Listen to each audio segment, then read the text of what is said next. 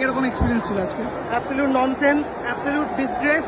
যখন আপনি জানেন এইরকম সিচুয়েশন হতে পারে, যখন কলকাতার অলরেডি এক্সপিরিয়েন্স আছে এরকম একটা বিশৃঙ্খলা তৈরি হতে পারে, তখন আপনি মেসিকে একটুখানি ঘুরিয়ে সবার মধ্যে রেখে মেসির চুলটাও দেখা যায়নি, আপনি তাকে গাড়িতে কেন তুলবেন? দর্শক আমি দেখি মেসিকে দেখা যাচ্ছে। এক্স্যাক্টলি, দর্শকরা যখন নতুন ছোড়াছুড়ি স্টার্টটা করলো, আমি মানছি বিশৃঙ্খলা স্টার্ট হয়েছে, তখন তো অ্যানাউন্স করা হবে যে হ্যাঁ মেসি আবার আসবে বা এরকম কিছু। লোকেরা এক্স্যাক্টলি লোকে তো রেগে যাবেই। আপনারা কোনো কিছু অ্যানাউন্স করবেন না, কোনো পরিকাঠামো নেই, কিচ্ছু নেই, তারপরে এই জিনিসটা হলে ইভেন্চুয়ালি কলকাতার নাম খারাপ হবে। Absolute nonsense of an organisation, কোনো দায়িত্ব নেই। আমার পুরো 5,000 টাকা চলে গেল। আরো বাজে শব্দ বলতে গেছিলাম, বললাম। এক্সপিরিয়েন্স কিরকম ছিল? কোথা দিয়ে এসছো তুমি?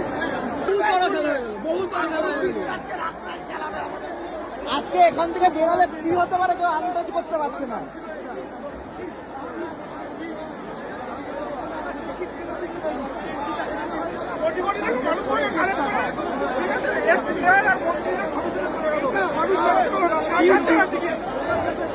আরে অনেকে কষ্ট করে রক্ত। পুলিশ কোটি টাকা, পুলিশ কোটি টাকা, পুলিশ পুলিশ। তুমি খুবই ডিসঅ্যাপয়েন্টেড তো আজকে? মানে তুমি এক্সপেক্ট করেছিলে এরকম এক্সপেক্ট করো না তো কখনো?